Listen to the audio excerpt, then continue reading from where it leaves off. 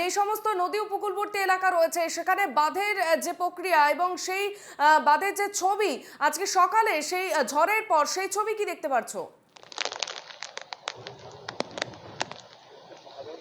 একদমই যে সমস্ত বাঁধ ছিল গতকাল যেভাবে মেরামত করা হয়েছিল সেই সমস্ত বাঁধগুলি তেরপোল দিয়ে, কিন্তু আজ সকালে ঝড়ের যে দাপট ছিল রাতের থেকে কিন্তু সেই ঝড়ের দাপটে কিন্তু কিছুটা হলেও বাঁধ কিন্তু নড়বড়ে পরিস্থিতি হয়ে গেছে। যদি আবার সেই রেমালের প্রভাব যদি আবার তীব্র বেগে যদি আসে বা সেই ঝড়ের প্রভাব যদি আসে, তাহলে সেই বাঁধ কিন্তু কোনো রকমভাবে টিকিয়ে রাখা সম্ভব হবে না, এমনটাই কিন্তু স্থানীয় বাসিন্দারা জানাচ্ছেন। এবং রাতের যে ঝড়ের প্রভাব, সেই ঝড়ের প্রভাবের ফলে কিন্তু এই পাখিরালা পুলিশ সহায়তা কেন্দ্র, যেটা হলো গোসাবা থানার অন্তর্গত পাখিরালা টাইগার মোড়, সেই টাইগার মোড়ের যে পুলিশ সহায়তা কেন্দ্র রয়েছে, আমার ক্যামেরা সেই চিত্র তোমাকে দেখাচ্ছে। একেবারে ভিতরে কিন্তু লন্ডভন্ড হয়ে গেছে এবং সামনের যে ছাউনি, সেই ছাউনি কিন্তু উড়ে একেবারে তুমি দেখতে পাচ্ছ পুরো রাস্তার ওপরে এসে পড়েছে।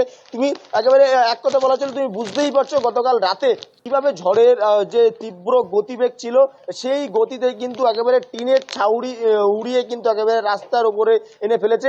আমরা যে জায়গায় দাঁড়িয়ে রয়েছি এখনো পর্যন্ত কিন্তু তীব্র বেগে কিন্তু এই ঝোড়ো হাওয়া বইছে এবং জলোচ্ছ্বাসটা কমে গেলেও হাওয়ার গতিবেগ কিন্তু কোনোভাবেই কমেনি।